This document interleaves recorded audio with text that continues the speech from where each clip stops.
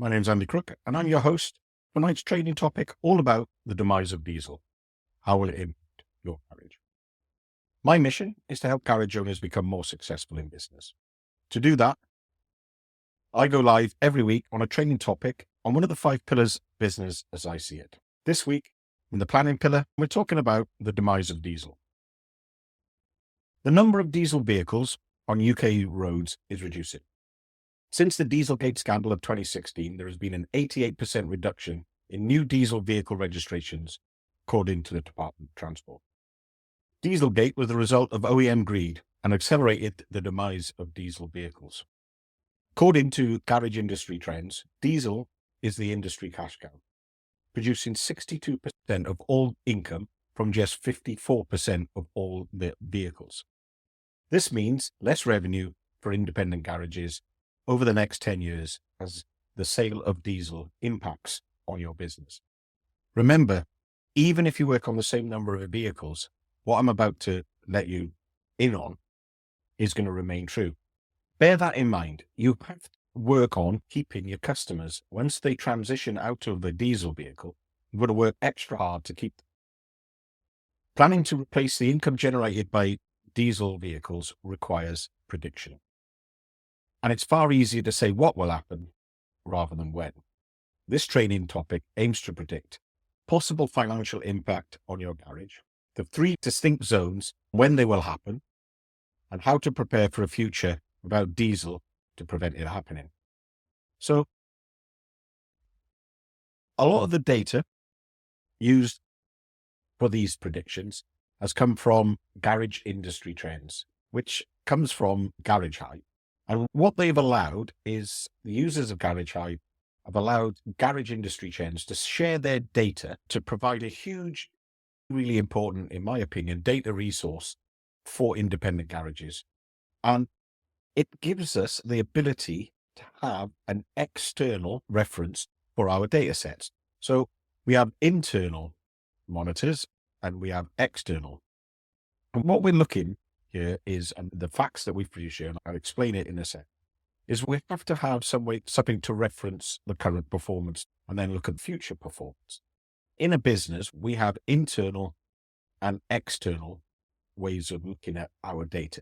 And if we compare something internally, something that exists within our business, if we're comparing something externally, it's something from outside the business. And the garage industry trends provides this external comparator for our data for using industry trends. So that's what I've used for this. What I'm going to give you to start off with is, as I'm going to explain the current situation, if you like, and what happened as recently as 2023. And in 2023, 62% of all revenue was from diesel vehicles, and it came from 54% of all invoices, according to garage industry trends. In 2024, the income from diesel dropped to 61%, and diesel vehicles were 52.9 or 53% of all invoices. Since I've started looking at this particular trend, my external comparator, is all the garages that share their data with industry trends.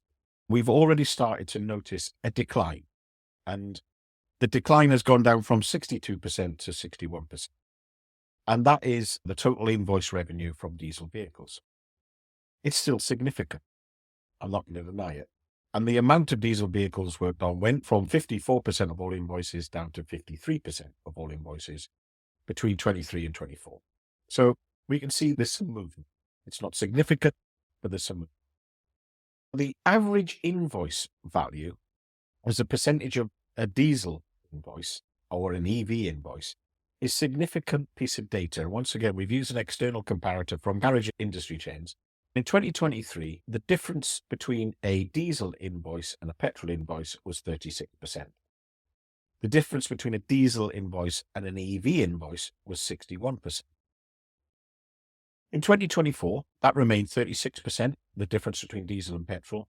But EV invoices have obviously increased, and the difference there is only 50%. So there's a change in the data there that's quite significant, 11% shift. But what I'm going to concentrate on tonight is we're going to look at the difference if all of your customers that had a diesel vehicle have swapped out of a diesel and bought a petrol or a petrol hybrid. It's just to simplify the maths. When you do it for yourself, you can compare or mix it up a bit and have a look at how them buying an EV vehicle on the current data, on the current information that you've got, how that will affect you. The next thing we need to consider is the severity of the decline. To predict the decline in diesel vehicle revenue, I used a combination of data from reliable sources to come up with a prediction of the percentage of diesel vehicles on UK roads over the next 3, 5, and 10 years. It is an estimate. It is a prediction. I have no way of knowing if this will come true, other than it seems to make a bit of sense. We know from the Department of Transport data that there has been a significant shift in buying patterns. If you look at any of the companies and organizations that produce data sets on new vehicle purchases, you will see that diesel vehicles, especially diesel cars, they've just dropped off a cliff. Therefore, the number of vehicles that you will be seeing in your garage will reduce over a period of time. And I predict that in the best case scenario, what we'll see over 3 years is a 7% decline in diesel vehicles. In 5 years' time, there'll be 26% less, but in 10 years, there'll be 81% less diesel vehicles visiting your garage. And that's in the best case scenario.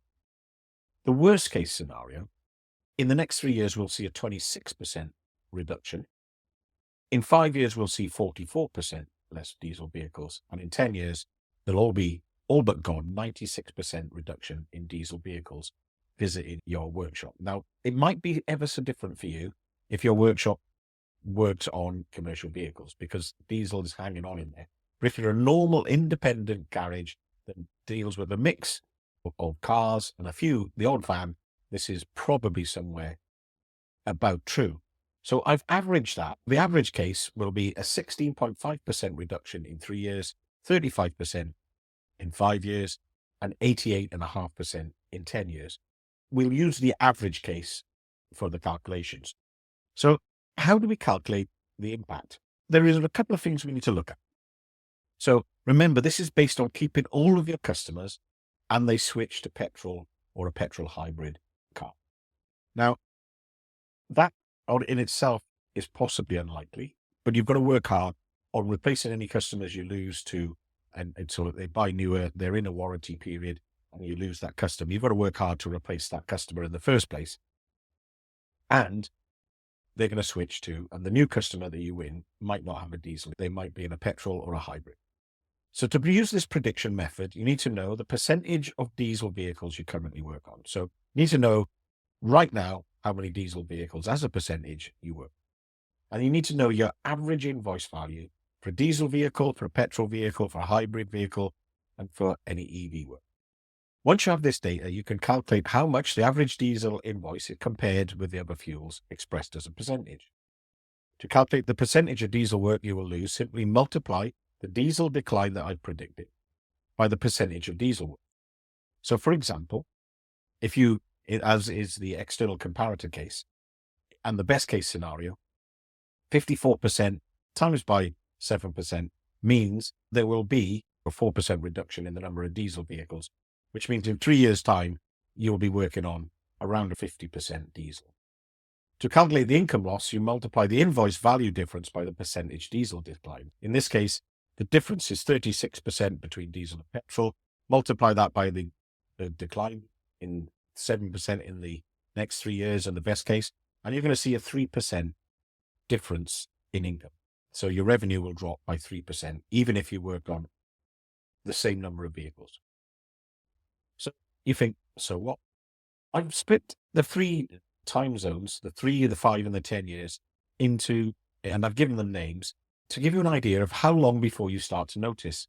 Remember, this is based on external comparator data from Garage Industry Trends and the information that I've got from other various sources. There is a data sheet to go with this. You'll be glad, because you're probably struggling to follow along, that you can download. The link's in the notes, and you'll be able to work this out for yourself. The average UK independent garage in the 3 years, what I'm calling the ostrich, which is if you bury your head in the sand, you're probably not going to notice much difference. is the best case scenario, you're going to have a 3 to 4% reduction in income. In the average case, you're going to have a 6% reduction in income. And in the worst case scenario, you have a 9% reduction in income within the next 3 years, from 2023 to the end of 2026. The pinch zone, by 2020, the end of 2026, but 5 years' time, at the end of 2028, going into 2029, in the best case scenario, you'll have had a 9% reduction in income. In the average case, you'll have had a 13% reduction. And in the worst case, around about a 16% reduction in income. If you don't notice a 10 to 15% loss in income in your business, lucky you. Within 5 years, you'll start to feel the pinch, hence the pinch. In 10 years, what I call the hippo zone, the best case scenario, you'll have lost 29% of your revenue. The average case, you'll have lost 33%, and in the worst case, 35%. The numbers start to get closer together the further away we go, because there'll be less and less diesel vehicles. So the effect will be magnified, and the difference between the best and the worst case scenario will be now. And I'm calling it the hippo zone because what happens in the dry season is all the hippos start to congregate into the watering holes. As the watering holes get smaller and smaller, as there's less and less resource available, that only the biggest hippos survive, and they literally eat themselves. And the reason for it isn't just water, is hippos suffer with some, and they need the mud to stop them, which I didn't. So if losing a third of your current turnover in 10 years would present difficulties for your business, then you need to do something about it. Remember, this is if your customers swap from a diesel vehicle to a petrol, internal combustion engine, or hybrid vehicle. If they choose EVs, the data could be far worse. And the thing to consider is, what are you doing about it? What is your strategy to deal with the diesel decline? Do you have a strategy for diesel decline? Do you even know what strategy means in terms of business? I like to think of strategy simply as this: the prioritization of resources. If you think of it like that, it makes it much simpler. What are you going to prioritize your time, energy, and money on to do something about the decline in diesel? Now, you might look at this and say, you know what, it's hard to get technicians. A slow but gradual reduction in the number of vehicles might fit my business case. My strategy will be to do nothing and accept a reduction in turnover because it's the way it is. But I think of strategy as an MBA. And what do I mean by MBA? The Atomic Success MBA stands for more, B stands for better, A stands for additional. Basically, you either do more, do it better, or do something additional. And that is essentially my MBA.